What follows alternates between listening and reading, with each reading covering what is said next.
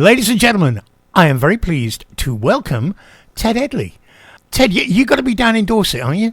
That's correct, yes. I'm near a place called Corfe Castle, so we're kind of a little bit of a medieval village, although we do have electricity and running water.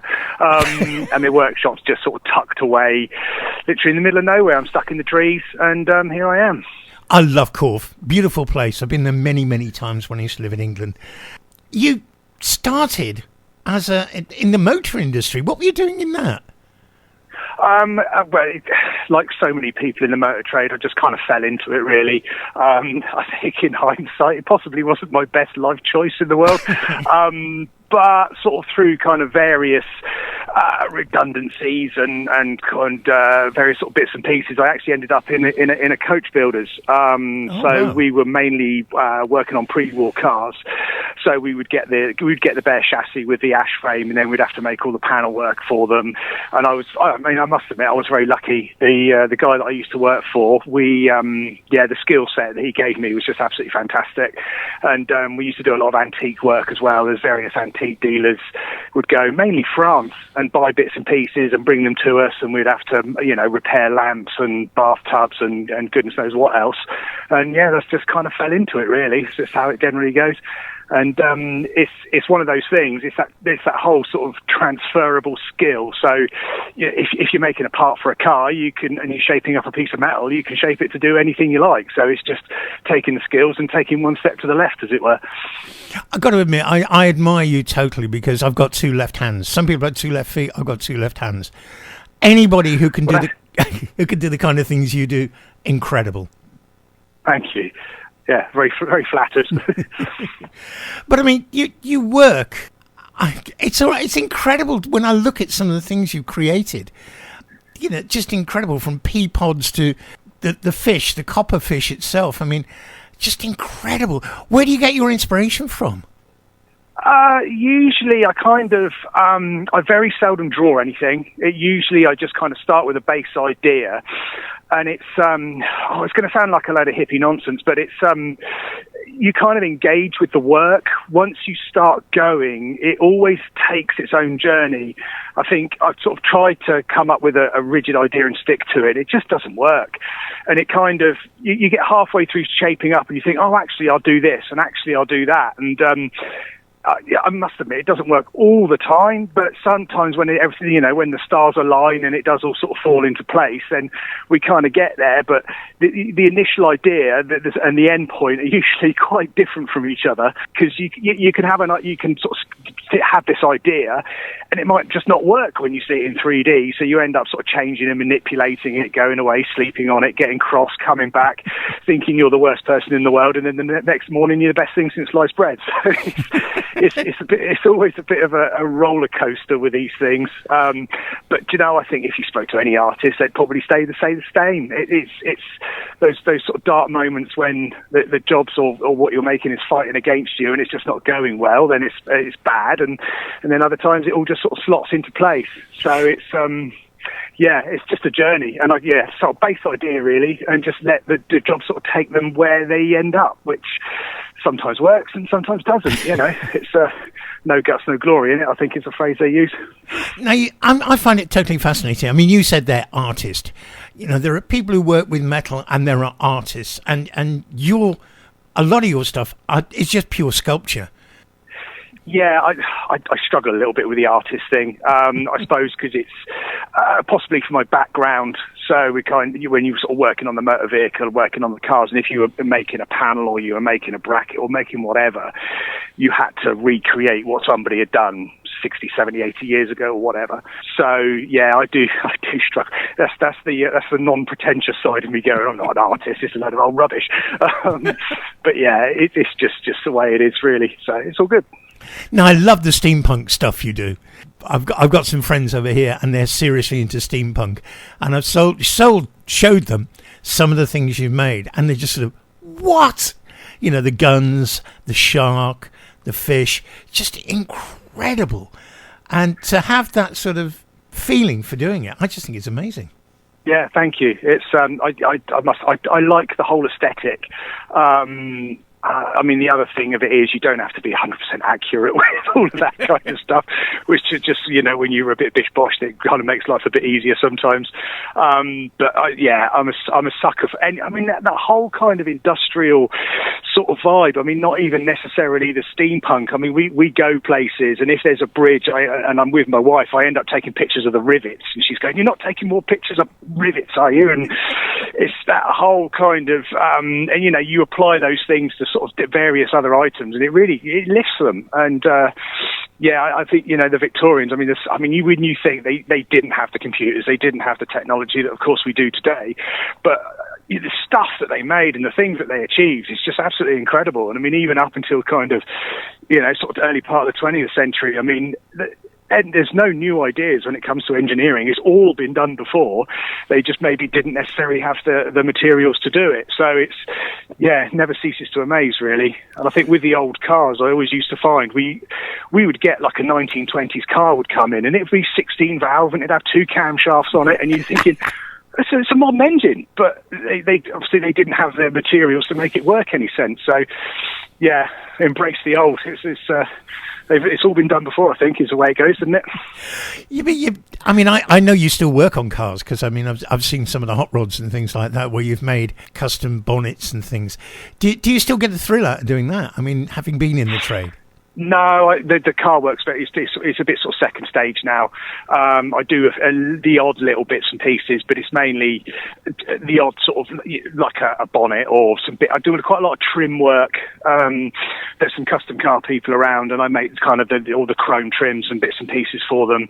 It's the big jobs. They're difficult, and they sort of suck your lifeblood out a little bit. So I tend to avoid those. So I do a little bit of motor vehicle now, but I think it's I've had enough of it, to be honest with you. And the sculptural side of it and the sort of the antique work is, that's much more rewarding. And I suppose it's that funny thing, which again might sound a little bit pretentious, but if you make, if somebody comes along and you see it, the whole point of restoring a motor car is to make it look like you've done nothing to it, whereas set and you shape something to go in a garden or a gallery or whatever, and people see that and they know you've made that from a flat sheet and it's all come out of your head. So it's the same skill set, but because they know where your starting point was, whereas with a motor car, people don't necessarily know what you started with. So you almost don't get the appreciation, which it does go a long way if you have, you got a grumpy car owner and you're just like, well, it's and I've sort of found that quite frustrating. And I think the sort of the manufacturing aspect as well, it can get quite tedious, so best avoided now. I think it's the way it goes. Do you still work in brass with making brass domes for steam engines? Because that's something else I've seen. I still do the steam engines, steam engine domes. I do a lot of those, and I really like. I mean, they're quite nice. I mean, they're incredibly time consuming. But I must say the railway preservation people, they're always an absolute joy to work with. They appreciate the work, and progress is quite glacial, which suits me as well. It's just very sort of satisfying, particularly when you see one of my domes sitting on top of an engine somewhere, and you think, it's the crowning of the king, isn't it? It's the king, and it's the crown that goes on the top, the big shiny bit. So and they're satisfying. They're tedious because just this sheer amount of work to make one, but I do like it when they're done. They're nice. I love your roses as well. The steel and copper roses. They're just amazing. The flowers that you make are just so they're just so real. Yes. Yeah, again, it's well, do you know what? The flowers is a funny thing, because I only ever started making those when I was in my teenager to get girls. So that's possibly where it all started from. But yeah, don't tell anybody. No, I won't tell anyone. We'll keep that between us, don't worry. Yeah, probably best. Is there anything that you haven't tried to make that you would like to make out of metal? Oh yeah, there's plenty. There's a list. I mean, how long have you got? Christ, the ideas are still, there's just plenty swirling around inside of my head. It's finding time, and of course the problem is, it's all well and good for me to make something off the hat, but I've still got to earn money in the meantime. There's still mortgages to pay and children's mouths to feed and all that kind of stuff. So that is the one downside. I mean, everything sells, of course it does, but of course there's that time when once you've made it, you sort of think, well, I've had all that period of time when effectively haven't been earning any money. So but there's plenty of ideas in my head. They're all swirling around. Don't you worry. I don't think there's enough sort of breath in my body to get everything done, but we'll give it a go before I drop off. You also do a lot of bespoke work. People get in touch with you and you do work for them. Do you enjoy doing that? Yeah, that's good. Again, it sort of depends what it is, really. I mean, I do quite a lot, sort of just little bits and pieces.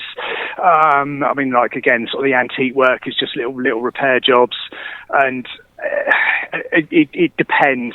It's one of those things that I can be quite fussy. If I look at it and think it's just going to be grief, then I just say no. But, quite often, if it's one of those, if something tickles my fancy, then I'll give it a go. I think we're all probably a bit guilty of that, aren't we? Absolutely. There is one thing that I've got to ask you about, and that's the hair. How did that come about? Okay. Once punk rocker, always a punk rocker. That's what I wanted. Yeah, I mean, all through my 20s, I had dreadlocks down to my backside that I could sit on. So they all got shaved off, and I went around being bald for a little while. And I was punk rocker when I was a kid, and here I am, the wrong side of 50, and I'm still at it. I still go to gigs. I still get out of breath with all the middle-aged men pushing each other around, and it's all a bit silly, but there we are. Brilliant. It's got to be done, innit? Yeah, it's got to be done. It's got to be done. I mean, I love the image. Whenever you come on TV, we always go, yeah, that's Ted.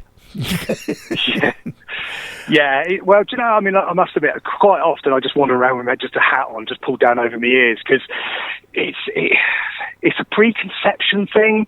Yes. You get a lot of guys suddenly. I mean, you go into the pub or you've been at the weddings or whatever, and you always get someone that wants to pick a fight with you, and it's just like, oh man, come on. It's just, I'm a joker, not a fighter. So it's worth doing. I mean, it's me, innit? It's, yeah, and I don't want to look stupid all my life. So, do you enjoy the TV work, being in front of the camera? Oh yeah, it's fine. It's I think when I did my first kind of test for the it was classic. The Salvage Hunters Classic Cars was my first thing, and I had to do a screen test. They got in contact, and I did a screen test and this, that, and the other. And it was like from the get go, it's like, this is all right, because I mean it's just me, camera guys, and as the series kind of go on, we get to, I know them all, we're all mates, and it's work. You're just like being at work. And because we're filming quite far in ahead of when it's going to be shown, you got to wait a year before you can see it. So it's generally how it goes. So yeah, it's good. I'm quite happy with it. They just say, stick the camera in the say, and then off you go, do what you do.